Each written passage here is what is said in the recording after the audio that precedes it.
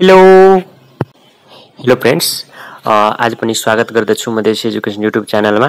आजको यो भिडियो राम्रो रमाइलो हुनेछ, but educational point of view कस्तो लाग्छ यदि हजुरको रिजल्ट आयो है अनि सोशल सब्जेक्टमा चाहिँ सामाजिकमा चाहिँ A+ आयो है, अथवा हजुर पास नहुने छौ भने पास भइहाल्यो, अथवा ए आउँथ्यो भने A+ आइहाल्यो, अथवा B+ आउँथ्यो भने A आइहाल्यो, मतलब इन्क्रिज भएर आयो भने कस्तो लाग्छ है, एकछिन सोच्नु त। त्यसको लागि त केही स्किम होला हैन? त्यो स्किम अब हामीलाई को बताउँछ सर स्किमहरु हैन? म छु नि, म बताउँछु स्किम। तर त्यसको लागि 70 लाख लाग्छ है। 70 लाख? जोर-जोर से बोल के लोगों को स्कीमें बता दे। ल अब हामी मेन मुद्दामा आउ त। अब यो भिडियो चाहिँ बनाउनको खास कारण चाहिँ के हो भन्दाखेरि यो भिडियो चाहिँ मतलब पहिला भिडियोको बारेमा अलि भन्दियो है।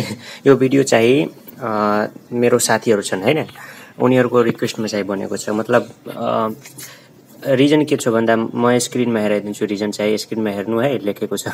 म रिजन भन्न सक्दिन। अनि चाहिँ त्यो भिडियो नबनाउनुको रिजन है।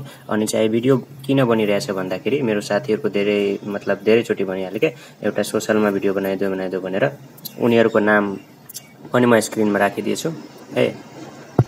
यो त भ्यालो भिडियोको फन फ्याक्ट कुराहरु हैन। अब चाहिँ भिडियो स्टार्ट गरौँ है। हाम्रो त्यो भिडियो हुनेछ सोशल सब्जेक्टमा A+ अनि चाहिँ पास नहुनेले पास कसरी गर्ने भनेर। अनि चाहिँ सोशल सब्जेक्ट हाम्रो क्लास 12 को सोशल सब्जेक्ट सामाजिक, नेपालीमा के भन्छ भन्दा त्यसलाई सामाजिक अध्ययन तथा जीवनोपयोगी शिक्षा भनिन्छ हैन। त्यही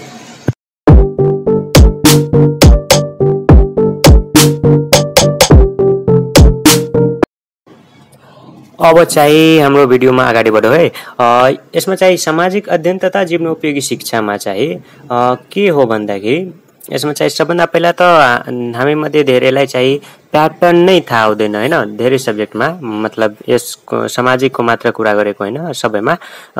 त्यही भएर हामी जानेकै हुँदैनौ के कति नम्बरमा कति मार्कको अनि कुन क्वेशन कता कता त्यो थाहा भइहाल्छ भने हामीलाई त राम्रो स्किम थाहा भइहाल्छ अनि हामी एक्जाममा आरामले बनाउन सक्छौं हैन।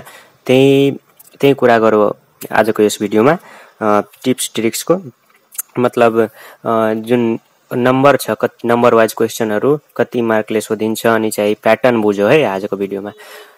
ल स्टार्ट गरौँ त सामाजिक अध्ययन तथा जीवनोपयोगी शिक्षाको प्याटर्न है। ल स्टार्ट गरौँ। सबभन्दा पहिला त यो सब्जेक्टमा चाहिँ यस विषयमा के हुन्छ भन्दाखेरि 22 वटा क्वेशन सोधिन्छ हैन। मतलब 1 नम्बरदेखि सुरु गरेर चाहिँ 22 नम्बरसम्म यसरी चाहिँ क्वेशन सोधिन्छ हैन। 22 नम्बरसम्म। त्यसमा 3 खालका क्वेशन हुन्छ हैन। नेपालीमै भन्दियो न, किन इंग्लिश झार्ने हैन। 3 खालको। पहिलो खाल के हो भन्दाखेरि पहिलो प्रश्नको प्रकार हो अति छोटो प्रश्न हैन। त्यसपछि प्रश्नको प्रकार हो छोटो प्रश्न, मतलब अति छोटो भन्दा अलि लामो वाला। अनि चाहिँ अन्तिम प्रश्नको प्रकार हो लामो प्रश्न। त्यो चाहिँ 3 वटा प्रकार हो क्वेशन सोधिने यस विषयमा हैन। अब त्यो क्वेशन तिर लागो, मतलब कस्तो क्वेशन अति छोटो हो, कस्तो छोटो कस्तो लामो है, त्यो बुझो। सबभन्दा पहिला त अति छोटा प्रश्न बुझ्यो है। अति छोटा प्रश्न मतलब 1 मार्कको क्वेशनहरु हुन्छ हैन। यो चाहिँ 1 नम्बरदेखि 11 नम्बरसम्म प्याटर्न बुझ्यो है। 1 नम्बरदेखि 11 नम्बरसम्म चाहिँ 1 मार्कको क्वेशन सोधिन्छ, मतलब 11 मार्कको 11 नम्बर बनाउनु भयो 11 नम्बरसम्म भने 1 मार्क गरेर जम्मा 11 वटा क्वेशन गर्नुभयो भने 11 मार्क है, त्यसरी। अनि चाहिँ अति छोटो प्रश्नमा उत्तर चाहिँ एकदमै सानो, मतलब 1 लाइनमा उत्तर आउने गरी जस्तो क्वेशनहरु हुन्छ हैन। जस्तै एउटा एक्जाम्पल भनौं न, 2081 को सेट ई मा सोधिएको क्वेशन हो यो चाहिँ प्रश्न नम्बर 1 मा सामाजिक अध्ययनको एक प्रमुख उद्देश्य लेख्नुहोस् अथवा सामाजिक अध्ययनको एक प्रमुख उद्देश्य उल्लेख गर्नुहोस् भनेर क्वेशन सोधिएको छ। यस्तै क्वेशनहरु हुन्छ। एउटा अझ एक्जाम्पल हेरौं हैन। 2081 को यो चाहिँ अप्सनल सब्जेक्ट तिर वालाको हो। सामाजिक अध्ययनको महत्व 1 वाक्यमा लेख्नुहोस्। यस्तो क्वेशनहरु मतलब सिम्पल हैन, 1 मार्कको क्वेशनहरु 11 वटा सोधिन्छ। त्यसपछि अर्को प्याटर्नमा अगाडि बढ्छौं हामी। 11 नम्बरसम्म हुँदाखेरि अब 12 नम्बरदेखि 19 नम्बरसम्म चाहिँ हाम्रो के हुन्छ भन्दा छोटा प्रश्नहरू मतलब त्यो त अति छोटो भइहाल्यो पहिला हैन 11 वटा अनि चाहिँ अब छोटा मतलब त्यो भन्दा अलिकता जटिल मतलब हल्का त्यो भन्दा लामो वाला हैन प्याराग्राफ वाइज क्वेशन आन्सर लेखिने गरी हुने जस्तै त्यसको पनि म चाहिँ एक्जाम्पल दिन सक्छु हैन त्यसको एउटा एक्जाम्पल हेरौँ हैन सामाजिक अध्ययन तथा जीवनोपयोगी शिक्षा बीचको भिन्नता छुट्याउनुहोस् यस्तो क्वेशनहरु आउँछ यो चाहिँ 5 अंकको लागि हुन्छ यो चाहिँ हाम्रो 12 नम्बरदेखि लिएर 19 मतलब 8 वटा क्वेशन हुन्छ 8 वटा क्वेशन हुन्छ जम्मा चाहिँ 5 मार्क गरेर 8 पंचे 40 वटा 40 मार्क आउने गरी यो ग्रुप बी अथवा समूह ख भन्ने गरिन्छ यसलाई छोटा प्रश्नको यो चाहिँ 40 मार्क उठाउँछ एक्लै हैन अब 8 वटा क्वेशन हुन्छ हैन 8 वटा प्रश्न 5 मार्कको गरेर 40 मार्क यो चाहिँ एकदमै इम्पोर्टेन्ट हैन पास हुनको लागि त इनफ छ यदि हजुरले छोटा प्रश्न मात्रै गर्नुभयो भने पनि 40 मार्कको 40 मार्क गर्नुभयो भने काटे खोटेर पास त भइहाल्नुहुन्छ त्यस्तो छ हैन त्यसले छोटो प्रश्नहरु नछाड्नु होला है अब चाहिँ लामो प्रश्न मतलब लङ क्वेशन तिर लागौ है लङ क्वेशन कतिवटा सोधिन्छ त हामी 19 नम्बरसम्म गइसकेका छौं हैन अब चाहिँ प्याटर्नमा अगाडि बढ्दाखेरि 20 नम्बरदेखि 22 नम्बरसम्म जम्मा सोधिने प्रश्न त 22 नम्बरसम्म मात्र हो नि त्यही भएर 22 नम्बरसम्म 20 नम्बर क्वेशन देखि 22 नम्बर क्वेशनसम्म लङ क्वेशन मतलब लामा प्रश्नहरु सोधिन्छन् जुन चाहिँ 8 मार्कको हुन्छ एउटा मतलब 8 3 24 मार्क क्यारी गर्छ यो चाहिँ लामो प्रश्नहरुले 24 मार्क क्यारी गर्छ एक्लै हैन यो पनि पास हुनलाई राम्रो हेल्प गर्छ लामो प्रश्नहरु गर्नुभयो तीनवटै राम्ररी भनेर हैन अनि चाहिँ कुन कुन क्वेशनमा और वाला मतलब अथवा वाला क्वेशन सोधिन्छ त्यो पनि भनिदिन्छु है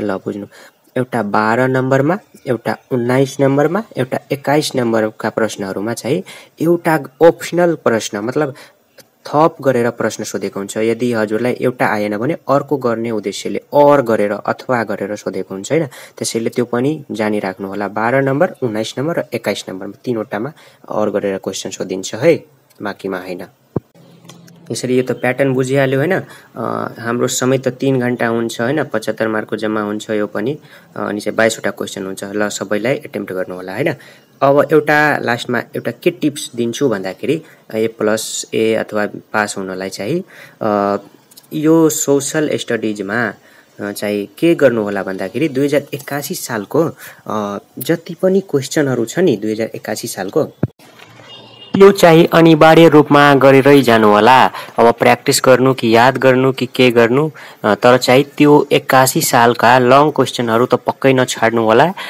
साथै एक मार्कको क्वेशनबाट पनि मार्क उठाइन्छ त्यसैले 1 मार्कको क्वेशनहरुलाई पनि इग्नोर नगर्नु होला र 81 सालको अरु सालको क्वेशन हेर्नु नहेर्नु तर यदि पास हुन चाहनुहुन्छ भने मतलब पास नहुनेले पास हुन चाहनुहुन्छ भने र ए आउनेले A+ ल्याउन चाहनुहुन्छ भने त्यो चाहिँ 2081 सालको सेट वाला क्वेशनहरु नछाडेर जानु होला मतलब इग्नोर नगरेर जानु होला है अब चिट बनाउनु पढ्नु जे गर्नु तर चाहिँ त्यो छाड्न मिल्दैन है त्यो भन्दिरहेको छु एउटा अझ टिप्स के छ भन्दाखेरि एउटा टपिक चाहिँ पढेरै जानु होला अनिवार्यहरुमा त्यसबाट क्वेशन धेरै सालमा रिपिट भएर सोधिन्छ है त्यो चाहिँ प्रदेशको अन्तर सम्बन्ध वाला क्वेशन जुन हुन्छ नि त्यो चाहिँ अनिवार्य रूपमा गरेर जानु जस्तै म एउटा एक्जाम्पलको लागि क्वेशन भन्दैछु यी सेम क्वेशन आउन सक्दैन तर यस्तै मिलाएर अर्को क्वेशन आउन सक्छ है त्यही भएर यो पढेरै जानु होला यस्तो टपिकहरु ल यो एक्जाम्पल सुन्नु है